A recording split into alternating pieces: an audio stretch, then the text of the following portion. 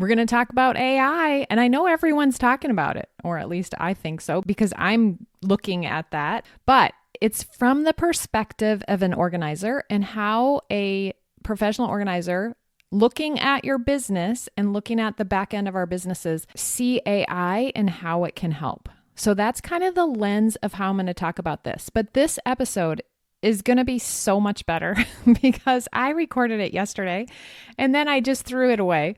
And I'm going to explain exactly this process that I went through and why AI is good and why it's not so good. Okay. And then I'm going to share the 3 ways that I'm using it. Actually, there might be 4 in my own business and what that looks like. And then explain a few other things that I've been learning. So also the registration page for my new workshop, AI powered productivity, how coaches and online business owners can organize without the overwhelm. It's open for registration. The workshop is going to be on March 19th. You can go to simplysquaredaway.com/AI to get registered today. All right, let's get into this episode. Are you ready to work less, feel more organized and productive, streamline repetitive tasks, and implement systems that allow your coaching business to run smoothly even without you? If so, you're in the right place. Welcome to the Organized Coach Podcast, your go-to source for practical tips and solutions. I'm your host, Tracy Hoth, professional organizer, certified life coach, simplifying expert, and most of all, down-to-earth fellow coach just like you. No matter if you think you're missing the organizing gene, have ADHD, or just love anything organizing, I'm here to help you become an organized coach with a business that works for you. Pull up a seat and let's get started. Okay, let's go. This is through the lens of an organizer. Okay, that's kind of my take on how I'm looking at AI and how I want to talk about it with you. And I am not coming at it as the expert. I am in the trenches along with the rest of you probably that are listening. As I think about who I'm speaking to, am I speaking to someone who doesn't really use it yet? Or am I speaking to the coach who's maybe in a similar situation as me, who is using it and becoming more and more reliant on it, maybe is the word? Or am I talking to someone that's more of an expert than me? I don't know for sure because I don't know who's listening. I'm going to assume that you're somewhere between the first 2, that you're using it a little bit more regularly, or you're using it quite a bit in your business, and that's where you're at. But I want to talk about it through the lens of an organizer. I want to talk today on this episode about some pros and cons and some things I've been learning about the difference between the free version and the paid version, and then 3 to 4 of my favorite uses right now.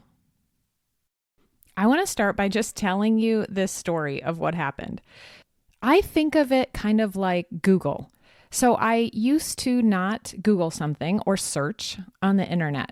It didn't come natural for me to do that. I would ask someone or stay stumped until I remembered, why don't I just search for that? Well, I mean, searching now has become such a common thing. It's like an instant reaction. You have a question and you immediately go search. We even notice this on our, sitting with our family. And if we don't know something, someone grabs their phone and searches it. And if no one's grabbing their phone and searching for it, we're like, why isn't anybody doing that? So searching has just become instantaneously something that you do, a reaction. ChatGPT is kind of the same way for me. I wasn't going into it. And like one of my kids said, I planned this whole vacation based on going into ChatGPT and asking, what should I do? So I have, over the past probably 6 months, become more and more like, if I have a question, I don't stay stumped. I'll either search still on Google or I will go into ChatGPT. Or if I'm needing to do something in my business, that's almost an immediate reaction. Not quite, but almost immediate reaction. I just go into there. So when I'm thinking about these episodes, I thought, okay, let me ask. So I just went into the general chat and I said, I'm going to be talking about 3 episodes and here's kind of what I'm thinking I want. Like, why don't you outline these episodes for me? I got the episode outline and I was like, I have a Google Doc in the folder for the episode and I pasted it in there. I didn't want to spend too much time like reviewing it and changing it and editing it. I was just going to glance at it and then put my spin on it. So I recorded an episode yesterday and I was kind of jumping all over the place. It was messy. I didn't even listen back to it. I just deleted it. And then I outlined my own. Instead of that outline, which kind of, I feel like it makes it super complicated or so not me that it's not relatable. And I then forget to put myself into it. So I think that's one of the cons is that you kind of forget or it takes longer even. I could have sat down, outlined an episode, talked about what I wanted to talk about, and it would have been maybe easier. The pro part is that it will give me ideas I wouldn't have thought of. And then I need to merge those together. So I think either I'm just haven't done that enough to be really good at it, or I need to be more specific, start with my outline, put that in there, and then have it write some more and give me some more ideas. Maybe that's the process. So just notice, like I went in there thinking it would be fast and easy, and it ended up taking a lot longer. So this morning, when I was going to re-record this episode, I went in and remembered. I don't know why I didn't remember this yesterday, but I went in there and remembered I had created a custom GPT that would write an episode for me in the format that I wanted. So I was like, why didn't I remember that yesterday? So I went in there. It was starting out so good. It was asked me a few questions to get more specific, and I was waiting. It said it's creating a script for me, and then while I'm sitting there waiting, it was so cute. I said, can I ask you a question about the difference between the paid and free version? And it said, of course, I love multitasking. And it just made me so happy. It's like, it can multitask too. So I asked it some questions about free and paid. It gave me such good answers. I asked a clarifying question, and then it said, I'm still working on your draft. Well, then down at the bottom, I saw like something about what plan I was on. So I was like, I'm going to go look at that. I clicked through to that and it took me to the pricing page, and then it was lost. My whole thing, when you're in a custom GPT, it doesn't save your messages or conversations. So I lost all of that. Like I literally spent 15 minutes, which may not seem like a lot, but I spent 15 minutes clarifying it. It had these really good things I wanted to share about the difference between the paid and free version. And it was just gone just like that. So that super frustrating. Now, if you go into a regular chat and start a new chat, all the information stays there and I can go back to it and look at it. But when you're in a custom chat, I don't understand why this is the case. It doesn't save your conversations. And so I had to start all over to tell it the same things, and it asked some more clarifying questions. And then the crazy thing is, which I'm so surprised because I don't think it's ever done this before, but it says, okay, I'll get working on that script and have it ready for you soon. And because the other one was taking a while, and I said, well, how long will it take? And it said 30 to 45 minutes. And I thought, I don't want to wait 45 minutes to see what it says, knowing that it might not be perfect and it might not be, I might just be better off writing the outline myself. So I am still waiting for that to come out. I don't know why that takes so long, because I have other custom GPTs that don't take, they reply instantly. So I'm really not sure why this is taking so long. So that's the story. And now I'm recording it without the custom GPT script. And I am using the outline that I made. And I think it might be better than all the things that it was telling me to talk about. Pros and cons of AI. AI can save time. It might increase your efficiency at doing some tasks. It can help you stay organized, but the con is that it can lose everything you just talked about and ideas that you put into it and then not produce anything. The pro is that it can help us as business owners prevent overwhelm. It'll help us focus on high value tasks. It actually got me out of procrastination because I was kind of procrastinating. I didn't know for sure how I wanted to go about talking about this. And it got me out of that because it's like it solves for the blank page issue where you don't start from a blank page. But the con of that is sometimes it makes it so complicated. Like it makes the outline and half the stuff in there I don't want to talk about, or I don't want to. So then for me to eliminate that and change it and edit it, it takes longer. Sometimes I'm like, this is taking way longer. And then I'm saying things that I don't want to say because I don't want to talk about that or whatever. It's just not something I would say. So I think that's a pro and a con. And maybe the process will get better and better, and I will get better and better at the process. But I think it can be so good, and it also can be a distraction or make things more complicated. The other thing I think is that it is so fun to use and to ask questions for. But the con of that is it can be a distraction. I went in and was asking it something and then got distracted, asked it something else, and, was having learning these new things, and it was so fun. And then I realized I'm not getting any work done. So I think it can be a real distraction. The other thing I think is really great is kind of that solving for the blank page issue.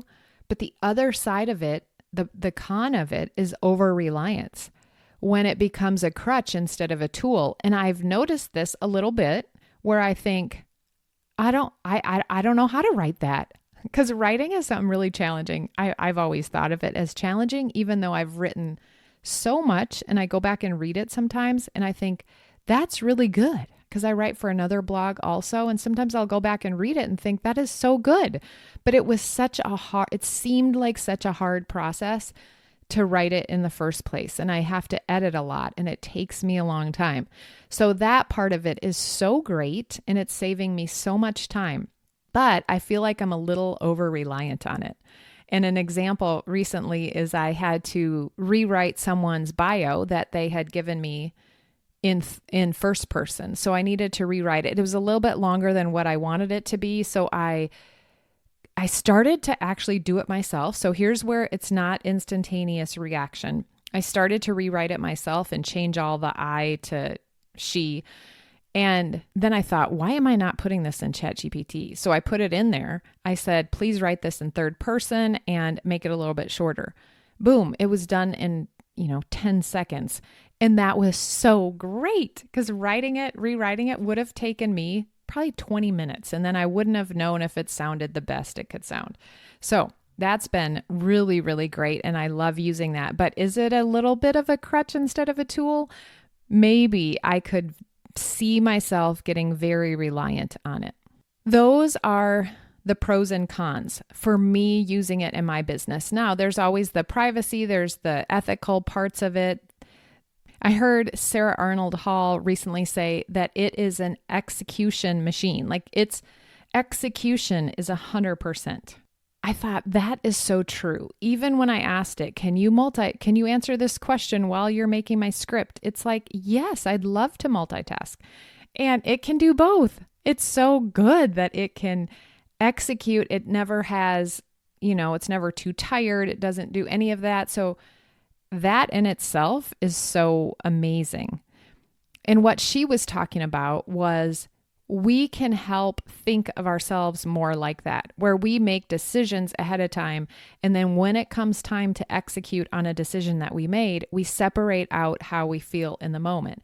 And I can kind of visualize myself like I'm ChatGPT. I just do what I said I was going to do in that moment. And I'm happy about it. I guess maybe you don't have to be happy about it, but separating how you feel in the moment from when you made the decision. And I thought that was such a cool thing. And I get the visual of being ChatGPT. Another thing I wanted to mention was we put all 4 of our kids in swim team, and it was such a cool family event in the summer. Every year we would spend every Thursday night at a swim meet. Well, I guess not every Thursday night, 7 Thursday nights in the summer at swim meets, and the kids would practice. It was good exercise. It got us going every day. I loved it. I wish I would have been on swim team. Maybe I don't wish I would have been. I wish now that I could swim laps like they can. They're amazing. And they had a coach one year, Katie. She lives near us, and she was their coach for 1 or 2 summers. But the thing I loved most about her was that she always had a nickname for every kid, it seemed like. And I was just in awe that she could use nicknames. And it was always just the perfect nickname. And how does she even do that? And so I have friends who call ChatGPT different nicknames, and they make custom bots, and they have them each named, and they're just so cute. And I think, I can't even think of a nickname to call ChatGPT, but I hate how long it is. Why didn't they think of something shorter? So I searched, and I said, I didn't search. I went to ChatGPT and I was like, can you give me 10 nicknames to call you? And it was so good. It used things from my Goldmine workflow.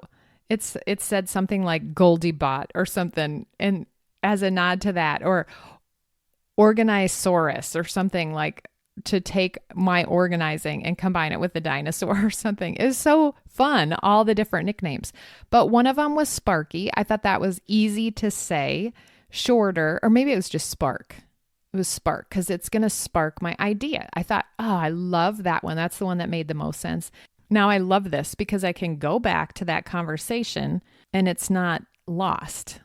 And so the other one that I kind of liked was Zippy.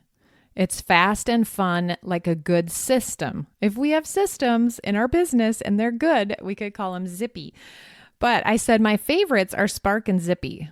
What do you want it to be called? I just asked for fun. See how you can get distracted and spend time asking it that.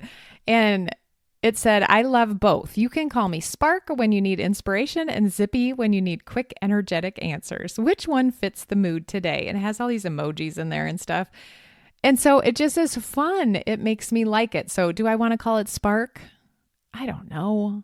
I just think, am I even a nickname type person? I just call it what it's named. Those are 2 options that I can think about, Spark and Zippy. I just went over and checked, and my script still is not done. I don't know why this one takes so long, but I'll have to remember that in the future. If it's really good, I'll write my script before it's time to record. So in a group that I'm in, one of the questions came up that I want to address is the difference between the free and the paid version. So I have always been on the free version, and I just wanted to mention that I just upgraded to the paid version. And the main reason was because I was putting in transcripts and they were always too long. And so that's not saving me time. I literally had to cut and paste, guess where to cut it and paste it in there. And then sometimes I would hit return and then it would start talking and then I'd have to stop and then paste the other part of it in. It was just a big pain. And so there was a few other reasons. So I just upgraded to the paid version. So the differences are the free version uses GPT 3.5, which is fast and capable, but less advanced than GPT 4. You have a limited message capacity before hitting usage restrictions. You may have a lower response time during peak hours, and you don't have access to advanced tools like file uploads, web browsing, code execution. It works well for general conversations, brainstorming, and basic assistance. So the paid version, the one that I pay for now, is $20 a month. It's the ChatGPT Plus, and it's GPT-4 Turbo, which is faster. It's more powerful. It's more efficient. It has a higher message limit, so you can chat more without restrictions, and it has access to advanced tools. So this is one of the reasons I wanted to upload and have it analyze PDFs and spreadsheets in my knowledge files. It can web browse for real-time information. It can code execute, so calculations, data analysis, and programming. I bet at one time this stuff was free because I feel like I've used some of this in the past. And then it can generate images.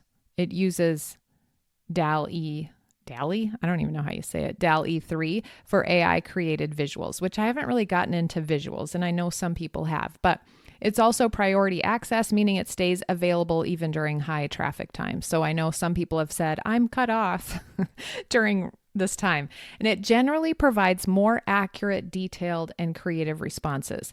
Someone mentioned that it remembers your tone, your voice. The paid version does. But when I asked it that question, in each chat, it doesn't remember from chat to chat. So if you want to talk about a topic, go back to a previous chat and keep talking about it in that, because you've already given it information and it's learning from you in the chat.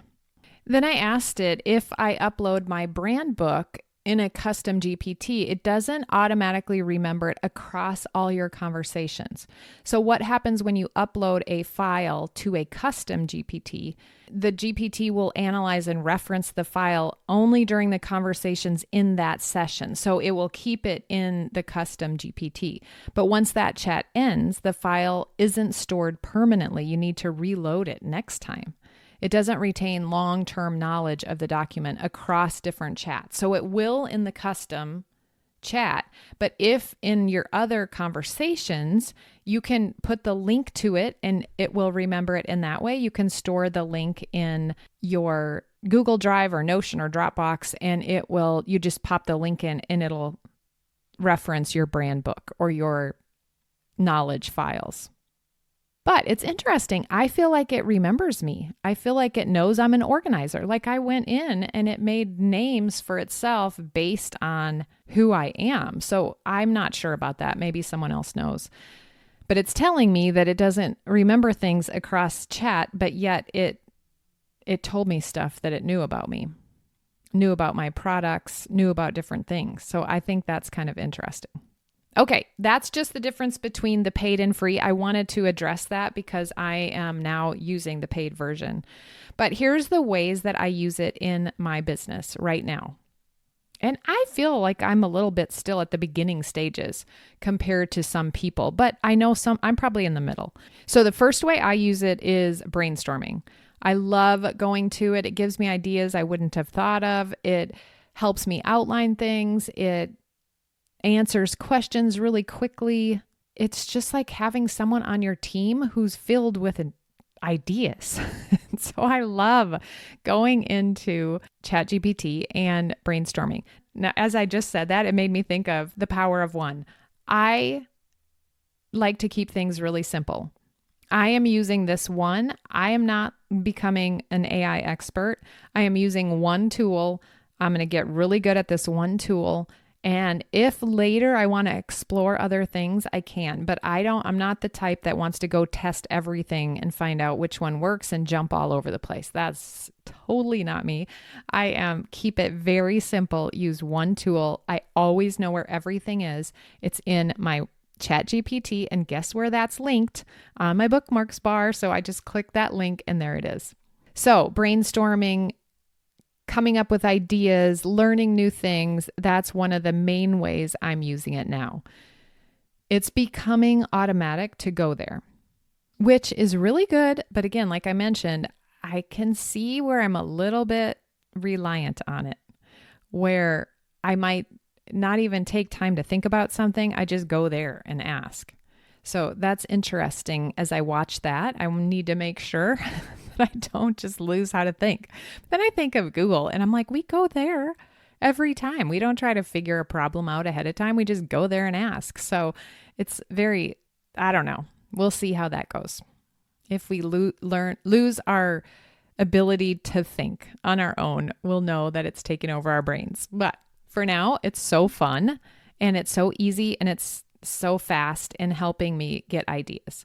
The second way that I'm using it is definitely in my process of content creation.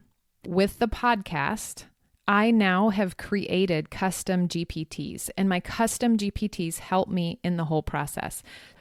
I did an episode where I talked through the process of creating my podcast, and I talked about recording it and then uploading it into Descript and getting a transcript and using Descript's AI, and it was never what I liked. And so I took that AI and I would put it in ChatGPT to write the show notes, and then I would have to spend a lot of time editing those.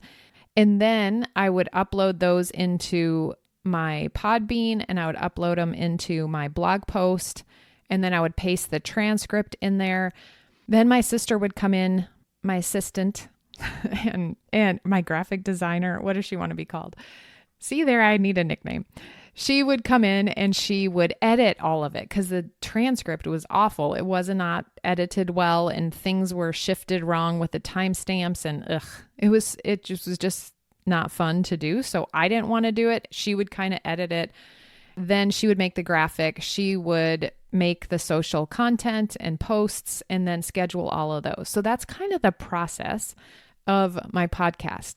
Now, some of those steps in there are so much faster. So I've made custom GPTs that have my favorite headlines. They have examples of my show notes. They have blog posts that I've written, examples. So they have my brand book. They have all these knowledge files in the custom GPT. And because the paid version, I can paste the entire transcript in there and it writes these things for me.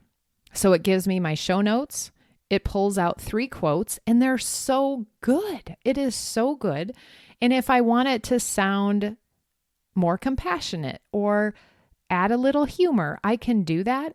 But it's so clear. And then it writes the show notes. It writes me an email, which I haven't perfected this. I'm still in the process of making it exactly like I want it.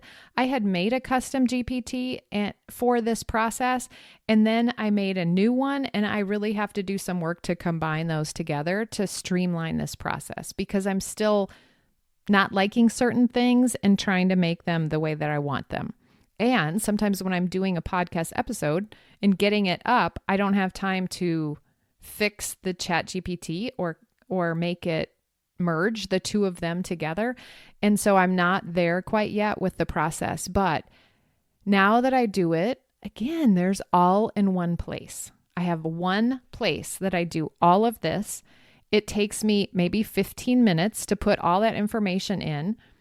And instead of posting the transcript in the post on my website, now we're posting a blog post. So I'm having it write a blog post using the H2 headers that you would use in WordPress and writing that instead of the script. And you can still get the transcript in Apple Podcasts. I think there's a place you can get the transcript there. It also gives me ideas for a carousel post, an engagement post. I also have the other one of mine give me an idea for LinkedIn, but I need to merge those again together so that it's a fast process. I also just made a custom GPT for guests. So I'm working this year. My goal is to work on visibility, getting on other podcasts. And sometimes I'll have a guest on my podcast that I don't really know that well.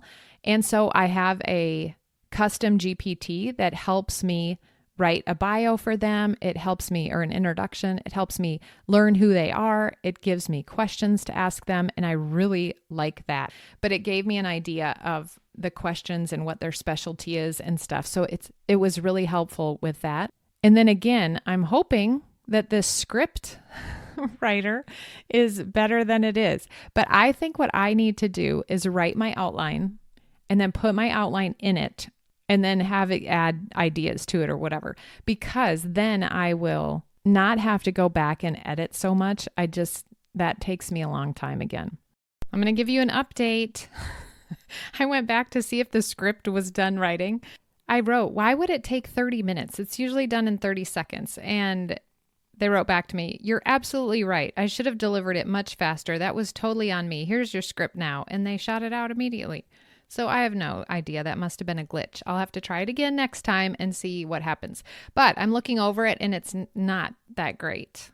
It would give me a few ideas, but I would not follow that script. And the third way that I use ChatGPT right now is to make my own course better. That's what I'm working on, and that's what I'm going to talk about next week on the podcast, how I'm using it to make my course better and to help my clients get faster results as they organize and systemize their business. So I'll talk about that next week. I do want to mention and give you the link when I'm talking about my brand book. I created my brand book using a product that I got, and I am going to include that product link, which is an affiliate link, in the show notes of this episode for you to go and get it yourself. I would not be able to do as good of a job as this.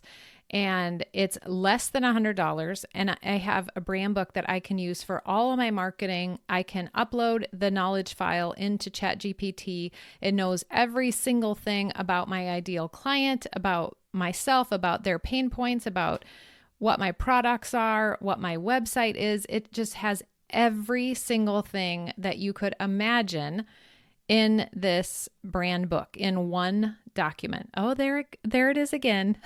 One place, have it all in one place, upload it in one link, or one file into your GPT so that it knows you and can speak in your voice. And it's just really, I've seen a huge difference since I've started doing this. So I will include that link in the show notes, and make sure you get registered for my free training coming up March 19th. It's called AI-Powered Productivity, How Coaches Can Organize Without the Overwhelm. And it's at simplysquaredaway.com/AI. If you have additional ways that you're using AI in your business, I would love to hear about it. I am here in the trenches learning alongside of you. I'm just like I said in my intro, just a regular coach, just like you, who is keeping her business organized and trying to be streamlined and efficient and use the resources that I have. And so if you have a way that you use it, I'd love to hear. DM me on Instagram at Tracy Hoth or email me, but let me know. I'd love to have conversations about this with you.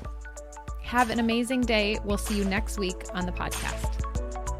Wait, if you're finding this podcast useful, you must check out the Organized Coach Academy. It's my course where I walk you through every step to get your business organized, to get yourself organized, to save money and time, to prepare to hire someone, to do all the things that you want to do in your business with ease. Check that out at simplysquaredaway.com/OCA. Also, I'm sure you've heard this a million times, but I would love it. It's my way of knowing that you're enjoying the podcast if you leave a written review. I have lots of freebies for you. They're linked in the show notes. You can find them in my bio on Instagram at Tracy Hoth. And until next week, have a beautiful day.